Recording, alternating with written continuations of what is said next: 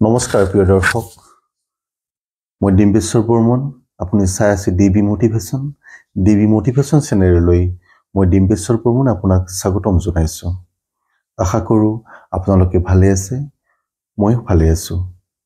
আজিৰ এই ভিডিঅ'টোত আপোনালোকক হনুমান চালিচা 11 দিন সংকল্প কি বিধি মানি ল'ব লাগে তাৰে ওপৰত দুআষাৰ কম বুলি প্ৰয়াস কৰিছোঁ। আশা কৰোঁ আপোনালোকে ভিডিঅ'টো নিশ্চয় ভাল পাব। হনুমান চালিচা 11 দিন সংকল্পৰ কথা আপুনি হয়তো আগতে বহুত ভিডিঅ'তে আপুনি চাইছে বা বুজিও পাইছে চাগে, কিন্তু মই আজি এনেকুৱা 11 দিন হনুমান চালিচা সংকল্পৰ কথা আপোনাক ক'বলৈ লৈছোঁ।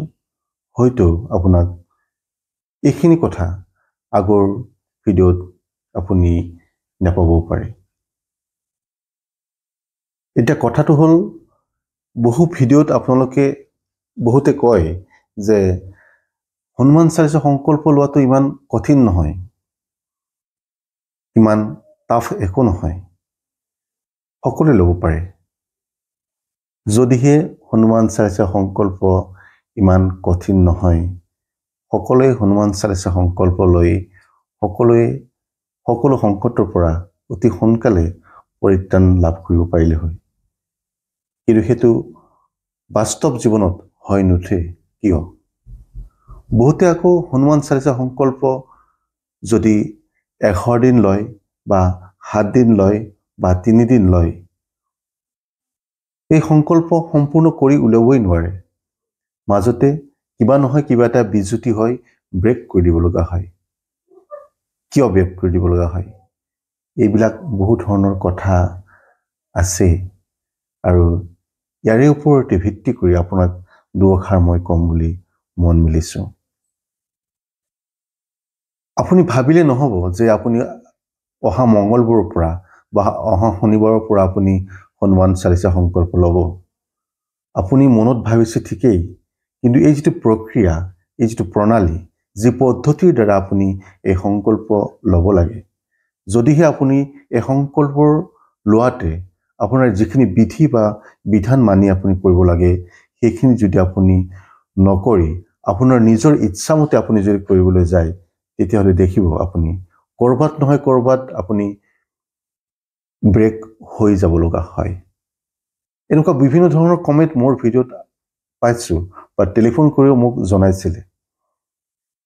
এতিয়া আমি এনেকুৱা কিছুমান ডাঙৰ সংকটৰ পৰা আমি মুক্তি পাব বিচাৰোঁ, কিন্তু আমি যিখিনি কৰিব লাগে, যিখিনি বিধি মানি আমি সংকল্প ল'ব লাগে, এইখিনি আপুনি নকৰি মাত্ৰ আমি এটাই কথা কওঁ, সংকল্প যদি কিবা কাৰণত আপুনি কমপ্লিট কৰি পেলালে, কিন্তু আপুনি এনেকুৱা এটা মনত ধাৰণা হয় যে মই সংকল্পটো ল'লোঁ ঠিকেই, কিন্তু মই কোনো ধৰণৰ সুফল লাভ কৰিবলৈ পোৱা নাই। কথাটো এইখিনিতে আপোনাক জনাই থওঁ। অতি পাৱাৰফুল সংকল্প যদি আপুনি কৰিব বিচাৰে, পাৰফেক্ট যদি আপুনি সংকল্প ল'ব বিচাৰে, তেতিয়াহ'লে মোৰ এই কথাখিনি, মোৰ এই যিখিনি কথা আপোনাৰ আজি অৱগত কৰাম, যদি আপুনি মানি এই সংকল্প সম্পন্ন কৰিব বিচাৰে, দেখিব নিশ্চয় 100% আপুনি ছাকচেছ হ'ব বুলি আপোনাক মই কথা দিব পাৰোঁ। এতিয়া কি কৰিব লাগিব? আপুনি প্ৰথমতে আপুনি নিজকে প্ৰস্তুত কৰি উলিয়াব লাগিব যে চালিচা সম্পৰ্ক মই ল'লে কোনখিনি সময়ত মই কৰিম।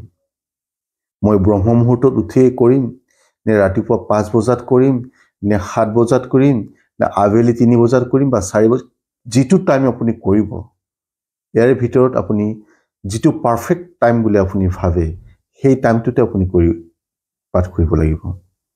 সেইবাবে কৈছোঁ, আপুনি প্ৰতিদিন যিটো সময়ত পাঠ কৰিব, এটা টাইম আপুনি ফিক্স কৰি ল'ব। এই 11 দিন যদি আপুনি সংকল্প লয়, তেতিয়াহ'লে এই 11 দিনে আপুনি সেই একেটা টাইমতে কৰিব। কিন্তু মই ক'ব যোৱা কথাটো হৈছে, আপুনি অতি পাৱাৰফুল সংকল্পৰ পদ্ধতি হৈছে এইটো, মই যিখিনি প্ৰেক্টিকেল লাইফত মই পাইছোঁ এই কথাখিনি আপোনাক মই শ্বেয়াৰ কৰিব লৈছোঁ। প্ৰতিদিন আপুনি ব্ৰহ্ম মুহূৰ্তত উঠিবই লাগিব। যদিহে আপুনি আপোনাৰ সংকল্পটো আপুনি পাৱাৰফুল কৰি তুলিব বিচাৰে তেতিয়াহ'লে ব্ৰহ্ম মুহূৰ্তৰ যিখিনি সময় সেইখিনি সময়ত ব্ৰহ্মাণ্ডৰ সকলো দুৱাৰেই খোল খাই থাকে।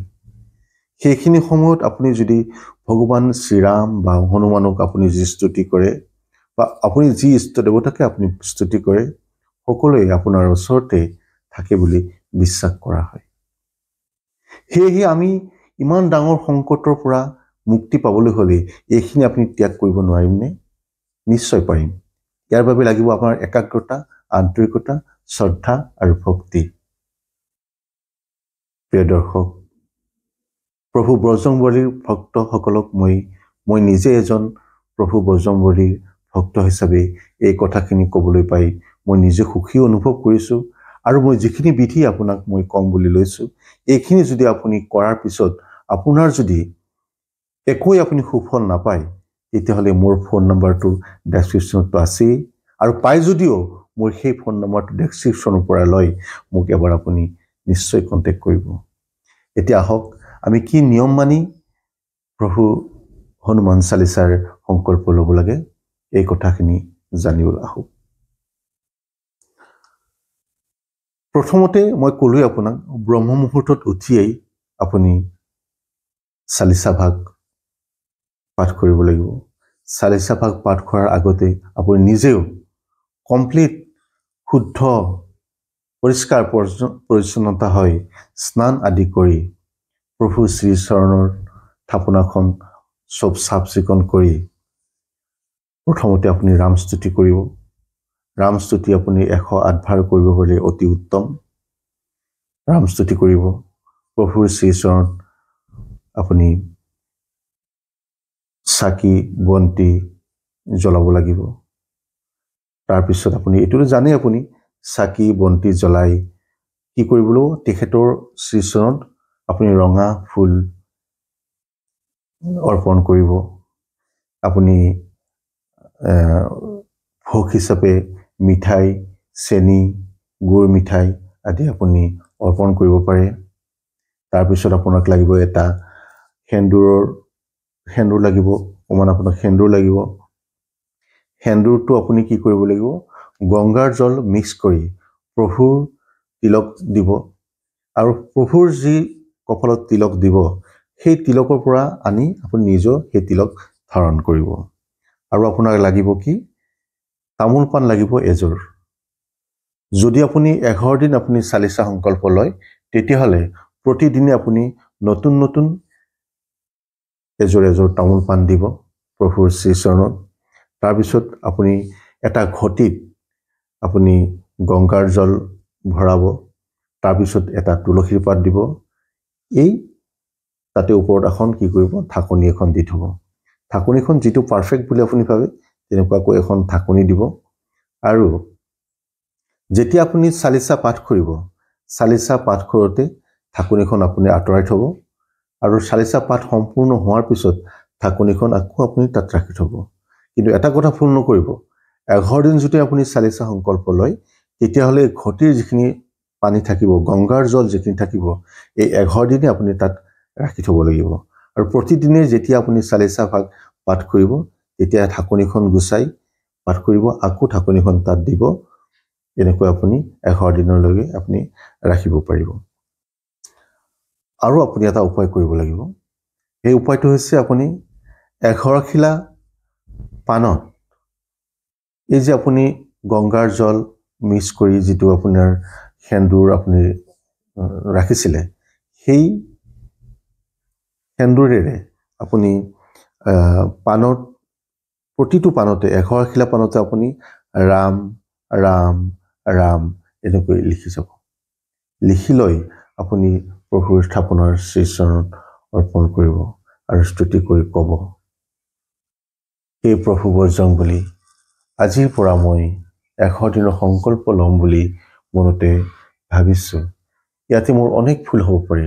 সকলো ভুলৰ মাৰ্জনা কৰি প্ৰভু তোমাৰ চৰণত মোক স্থান দিবা প্ৰভু এনেকৈ আপোনাৰ যিটো অতি গুৰুত্বপূৰ্ণ সংকট আছে তেখেতৰ আগত ব্যক্ত কৰিব আৰু এইখিনিতে আৰু এটা গুৰুত্বপূৰ্ণ আপোনাক কথা কওঁ আপোনাৰ বিভিন্ন ধৰণৰ সমস্যা হ'ব পাৰে বিভিন্ন ধৰণৰ সংকটতে আপুনি থাকিব পাৰে কিন্তু এবাৰত মাত্ৰ আপুনি এটাহে সংকটৰ কথা তেখেতৰ ওচৰত অৱগত কৰিব আপোনাৰ বিভিন্ন সমস্যা থাকিলেও তাৰে ভিতৰে যিটো আটাইতকৈ গুৰুত্বপূৰ্ণ আটাইতকৈ আপোনাৰ ডাঙৰ সংকট এই সংকটৰ কথাহে প্ৰভু শ্ৰীচৰণত আপুনি ক'ব